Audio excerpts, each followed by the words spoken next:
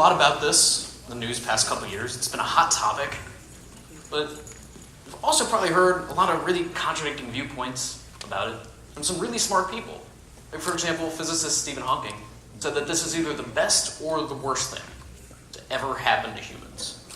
Or tech mogul Elon Musk said it's worse than nuclear bombs. But people like Bill Gates said that these other two guys are just fear-mongering. Or Harvard psychologist Steven Pinker said that AI is never going to be more than just an impotent brain in a vat. These are really, really different viewpoints from some pretty clever and smart people. And I've recently started a class on machine learning, and one of the biggest things I wanted to know was, why is artificial intelligence so scary to so many people? And what exactly is it? So let's start with the latter, which is, what is it? And it's not a Terminator-style robot that's going to come knock on your door and wipe you out. And instead, artificial intelligence is more nuanced. It's an attempt to solve a problem using one massive differential equation. All the program does is attempt to adjust the parameters, millions of parameters in this differential equation, until it becomes really, really good at solving one problem. That's it. But for some reason, it's terrifying to so many people. Why? Why is that? And it's a two-pronged reason. And the first is that artificial intelligence, or the industry in general, is undergoing super exponential growth. And also, the programs that we are building, we have actually no idea how they work. But let's start with the super exponential growth, and it's a simple explanation. It comes from the fact that there's an exponential growth in the number of people working on AI, but it's also an exponential growth in how good AI is getting itself. And you add those two together, and you get some insane progress. But an example is due to really show you what I mean. Because exponential growth is hard to get a good feel for. And one of my favorite examples, a game that I love, is called Go. It's an ancient Chinese board game. It's one of the simplest games to play because the rules are simple, but there's a massive amount of complexity, and the games last hours. It's a territory building game played on a 19 by 19 board, and the reason it's so hard to play well, even though the rules are so simple, is because there's more permutations in a game of Go, in terms of board states, than there are atoms in the entire universe. Orders of magnitude more. It's insane, and it's a big problem to solve. It's often been said that Go has always been the holy grail for artificial intelligence research. And that's due to the fact that it's just, you can't brute force it. You can brute force chess. There's a much smaller number of permutations the board state can be in. Pete Hutt, an astrophysicist and engineer, in 1997 said that it could be 100 years before a computer ever beats a human at Go, maybe even longer. And I'm talking about artificial intelligence. You know where I'm going with this. In 2012, Google acquired a company called DeepMind, which is an artificial intelligence firm, or AI firm. And all they do is just try to push the boundaries of neural networks. And they built a program called AlphaGo. And this program, they said, was a moonshot to try to beat humans at Go. They didn't think it was actually going to work.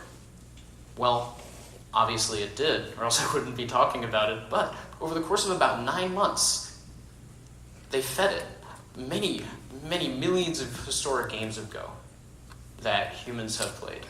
And it got better and better. It adjusted and fine-tuned its parameters. And eventually it was able to beat some moderately good Go players. And in those 9 months, it got good enough to beat some pretty good Go players. And then it was able to beat the European world champion. And then it was able to beat a 10-time world champion, Lee Sedol, who, by the way, was 39 years old when that happened, and AlphaGo was only 9 months old. And then it continued on, and it beat the best player in the world over the course of just 9 months. That's some insane progress, but it didn't stop there. It kept going. In fact, AlphaGo went to beat all top 50 players in the world simultaneously. And that's not even the end of it. And then DeepMind, Google's company, built a program called AlphaZero that was another program to play Go. But instead of teaching it through millions of historic Go games over the course of 9 months, they taught it to just play itself. They just gave it the rules of the game. And over the course of 2 weeks, it got good enough to beat AlphaGo 100-0. This is insane, insane superhuman power. I mean, like, it can only play Go, but way better than any human could ever play. Go players now are learning new moves from these programs, learning new techniques and styles. It's pretty incredible. But there's something to be afraid of here, which is that the CEO of DeepMind himself said that they have no idea how this program actually works. That's a problem. You can look at exponential growth that's happened in the past of human history. It's not hard to go find some examples that have had some downsides. Just the Industrial Revolution, for example, was some pretty big exponential growth, and the unintended consequence of it was pollution, likely going to spiral this world's climate out of control. Or you could look at algal blooms forming on the tops of lakes. They'll cover the surface of the lake as they grow until no light can penetrate the water. This kills all the flora and fauna underneath, removing most of the oxygen from the water, so everything in the lake dies, including the algal bloom. Ends up just leading to its own death. Exponential growth can have profoundly good consequences too, in terms of AlphaGo, for example, pushing humans forward at this game. But it can also have really bad unintended consequences. And it's important to know that it's very polarizing. That's why AI is so scary. And then the second part of it is that we don't know how it works. But how can humans write a program from scratch and have no idea how it works? It's hard for me to explain, but it's better explained with an example. Some researchers over at Stanford built a program, not to play Go, but instead to classify images of wolves and dogs. And this is a husky, but the program classified it as a wolf, which I guess is not that surprising, right? Huskies look a lot like wolves. But they wanted to know why. And it's hard to tell, because these networks have millions of parameters, and they're very complex. They thought maybe it was like the eyes, or maybe the pointy ears, or the topology of the face, or the patterns of the fur. But when they peeled apart the network, what they found wasn't that at all. The network thought this was a wolf because of this part of the picture, the snow in the background. Apparently, this network was trained on thousands of pictures of wolves. And what happened was it started to learn that wolves are not wolves because of some intrinsic property of how they look. They're wolves because there's snow in the background, which is obviously not ideal. But there's a bigger lesson to be learned here, which is that these networks can be producing results for completely arbitrary reasons that we don't understand. And this is relevant in our day-to-day lives. Like, for example, the government right now uses artificial intelligence to decide if you qualify for Medicaid. And banks use it to decide if you qualify for loans. And if it's doing these things and making these decisions off parameters that really just aren't true or don't make a difference, that can actually end up hurting people, just like you and me. Now, there is something we can do, but it's not perfect, but it's kind of the best we've got. And you can think of the future as a probability stream of different events happening.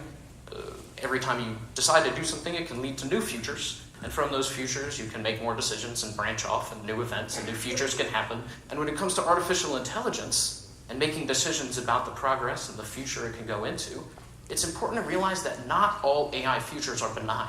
Some are bad. And some AI futures, it ends up being that Terminator that comes and knocks on your door. Some AI futures, it accidentally starts a war. But what we can do is try to make the best decisions possible. Try to make decisions that will remove some of the access to those bad futures, in turn removing them at all. It increases the probability of a good future. But this is kind of ambiguous. What do I mean? And there's a couple clear things we can do. One of the things we can do is not do this. We should not ever give artificial intelligence access to weapons. Like, 500 CEOs have signed a petition to the United Nations saying that they should make it illegal to use artificial intelligence in any form of warfare. But it's not just that. We, can make a difference. We can call our congressmen and say, when you make laws, you have to have this in mind. You need to tread lightly.